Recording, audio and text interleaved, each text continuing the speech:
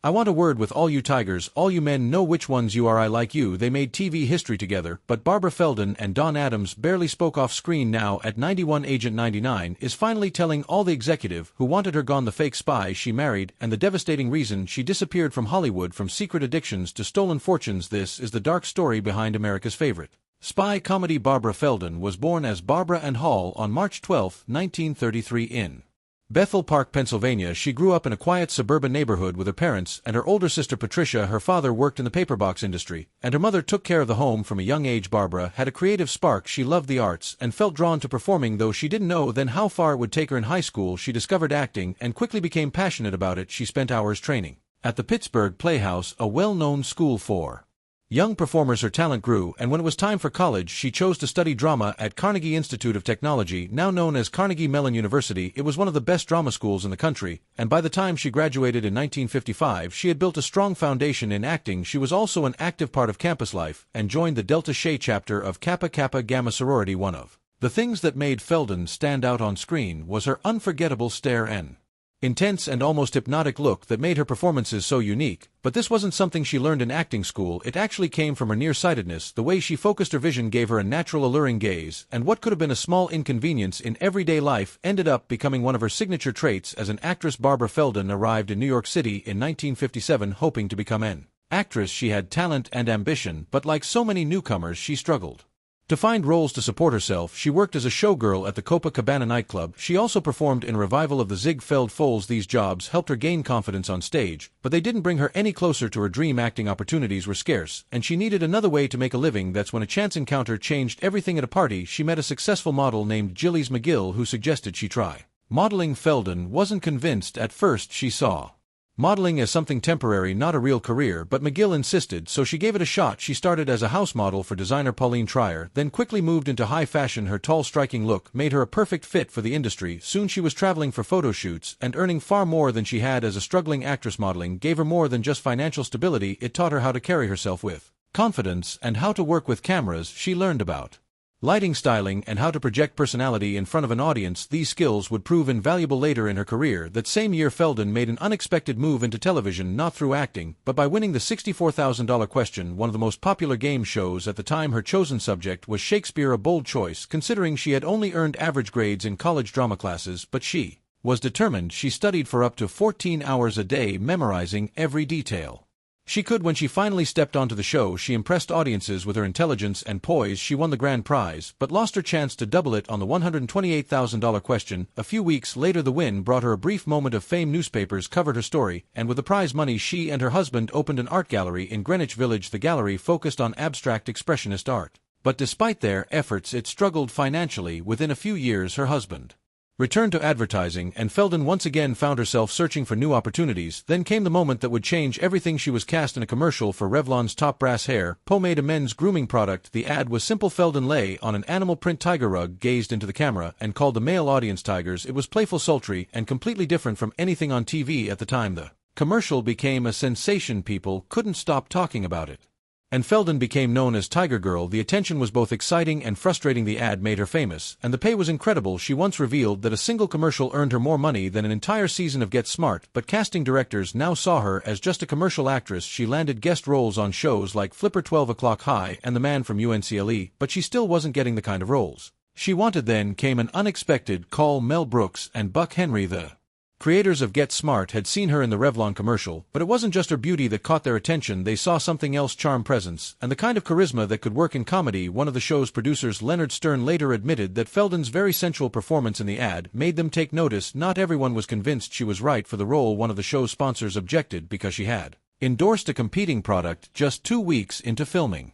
Their CEO demanded she be fired. Feldon tried to fight it. She explained that the commercial had been filmed long before she got the role. Revlon even agreed to stop airing it, but none of that seemed to matter. The decision wasn't in her hands. Then something unexpected happened. NBC refused to back down. They kept her on the show. A year later, Get Smart was a huge hit, and that same CEO who had tried to fire her invited her for a photo op. She smiled for the camera, knowing she had won, but this wasn't The only challenge she faced playing Agent 99 was already unusual for the time. Women in the 1960s were usually written as side characters, not top-level spies. If they were involved in action, they were often in distress, waiting to be saved. Agent 99 was different. She was skilled, smart, and always one step ahead. Maxwell Smart, played by Don Adams, might have had the title of top agent, but everyone knew who really got the job done. This balance wasn't an accident. The show's creators, Mel Brooks and Buck Henry, wrote Agent 99 as a mix between the traditional woman of the 1950s and the independent spirit that was growing in the 1960s. Sometimes she let Max take the lead to protect his pride, but she never needed to prove she was the smartest person in the room. She simply was. Then there was the height issue. Feldon was 5 feet 9 inches taller than Adams, which was a problem in an industry where male leads were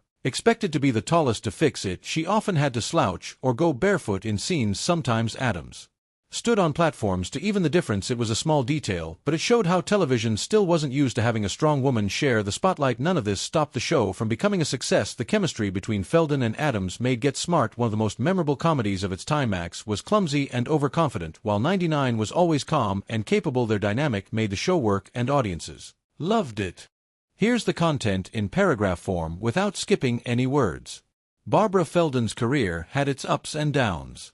In 1975, she played a cold, self-absorbed beauty pageant coordinator in Smile. The movie was sharp and well-reviewed, but it didn't give Feldon a fresh start. She took roles in other films like No Deposit, No Return, but none of them changed the way Hollywood saw her. Part of the problem was timing. Most movies in that era revolved around male leads, and good roles for women were rare. She also never fully committed to life in Los Angeles, which limited her chances in film. Even with these setbacks, she didn't dwell on what she couldn't change. She focused on what she could. She found steady work in hosting and voiceovers in the 70s and 80s. Her voice became familiar in commercials for brands like Revlon. She also hosted entertainment news shows and big events like the Tournament of Roses parade. Voiceover work let her stay connected with audiences without facing the frustrations of typecasting. Over time, she realized she was drawn to quieter, more creative pursuits like writing. One of the biggest surprises she ever shared about her career was how fame had made her feel. She never set out to be famous, and when it happened, it felt strange. She once said it was like living someone else's life. People treated her like a star, but she never saw herself that way. She knew fame could disappear as quickly as it arrived, and she refused to let it define her. That mindset shaped the choices she made later. Instead of chasing roles, she stepped back from Hollywood and focused on writing. In 2003, she published Living Alone and Loving It, a book about independence. It struck a chord with readers who admired her honesty. She had once been one of the most recognizable faces on television, but she never let that fame control her. Instead, she built a life that made her happy, one that had nothing to do with being Agent 99. Barbara Feldon's love life was filled with passion, heartbreak, and ultimately self-discovery. Her first marriage to Lucien Verdoux Feldon in 1958 started like a dream. He had a European accent, a mysterious past, and stories that sounded straight out of a spy novel. He claimed to be a pilot and even hinted at being an actual spy. For a young actress stepping into show business, it was thrilling, but reality didn't take long to catch up. Lucien had a dark side. He struggled with gambling, infidelity, and drug addiction. His gambling habit was so extreme that he burned through much of the prize money Barbara had won on the $64,000 question, where she had demonstrated an impressive knowledge of Shakespeare. As the marriage unraveled, Barbara realized that the man she had fallen for was not the person he had pretended to be. The charm faded, replaced by disappointment. In 1967, the marriage ended. But even after the divorce, Barbara kept his last name professionally. By then, she had become a household name as Agent 99 on Get Smart, and changing her name could have disrupted her rising career. Years later, when Lucien passed away in 1991, she did something unexpected. She spoke at his funeral. Despite everything, she looked back on their time together as an adventure. It was a chapter of her life that, while painful, had shaped her. Not long after her divorce, Barbara found love again. This time it was with Bert Naudella, the producer of Get Smart. They were together for over a decade, from 1968 to 1979, but they never married or had children. Eventually, Barbara realized that they weren't meant to be life partners. The relationship ended, but the bond they had built remained. Even after they went their separate ways, they stayed close until Bert's passing. This period in her life marked a turning point.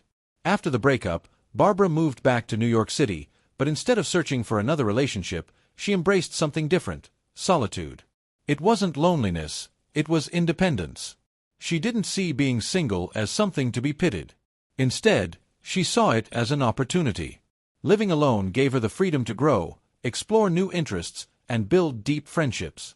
She had no regrets about not remarrying or having children. Society had long pushed the idea that fulfillment came from marriage and family, but Barbara never felt pressured by those expectations. In interviews, she spoke candidly about the joy she found in her own company. Over time, she watched cultural attitudes shift. The idea that a person could be happy on their own became more widely accepted. She found that change refreshing. Looking back, her journey wasn't just about love and loss, it was about self-discovery. She proved that happiness isn't always found in someone else, sometimes it comes from within. Living alone and loving it is more than just advice on being alone. It's a personal journey that began when her long-term relationship ended. Most people would see that as a loss, but she saw it as an opportunity. Best known for playing Agent 99 on Get Smart, Feldon had spent years in the public eye. But when she found herself living alone, she realized something important. Happiness doesn't have to depend on being with someone. Society often pushes the idea that being single means something is missing, but Feldon disagrees. She believes solitude can be freeing. It gives people a chance to grow, explore their own interests, and build a strong sense of self.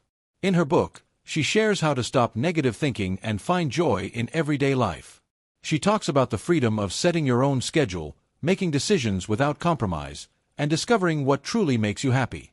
Her words connect with people at different stages of life: young adults stepping into independence, older individuals adjusting to change.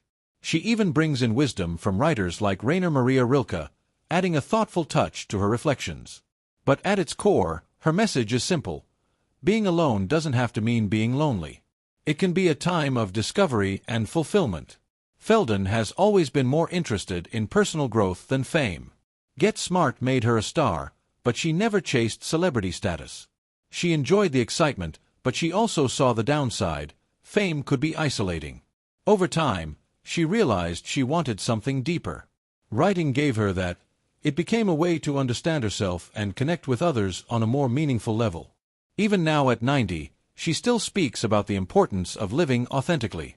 She values simplicity and self-acceptance. She believes success isn't about staying in the spotlight, it's about finding peace in who you are. One of the most surprising things about Feldon is how she walked away from major acting opportunities after Get Smart. She had the chance to take on big roles but turned them down. She even declined cameos in Get Smart remakes, including the 2008 movie with Steve Carell and Anne Hathaway. She felt these projects wouldn't capture what made the original special. Barbara Feldon has chosen a quiet and thoughtful life in her later years. She lives alone in a peaceful apartment on Manhattan's Upper East Side, just a short walk from Central Park and the Guggenheim Museum. The space is simple and elegant, with high ceilings, wooden floors, and large windows that let in plenty of light, a place that reflects her personality: calm, uncluttered, and filled with warmth. Living alone wasn't always part of her plan, but over time, she came to love the independence it gave her. Writing became one of her greatest joys. She contributed essays to Metropolitan magazine, and in 2024, she published her memoir Getting Smarter. In her writing, she explores the lessons she has learned about love, career, and the power of self-reliance. Though she rarely acts anymore, she still takes part in poetry readings and sometimes joins small theater productions, drawn to the creative energy of live performance. She enjoys the simple things. Every morning she meditates before making coffee and settling in with a book. She has a deep love for literature, especially the works of Edith Wharton. When she wants a change of pace, she watches Korean dramas, which she finds both relaxing and engaging. Even though she spends a lot of time alone, she is far from isolated. She has close friends she cherishes and values small connections in daily life: a kind exchange with a barista, a friendly conversation with a shopkeeper. These moments remind her that connection doesn't always have to come from deep relationships. Sometimes it's just about being present and engaged with the world around you.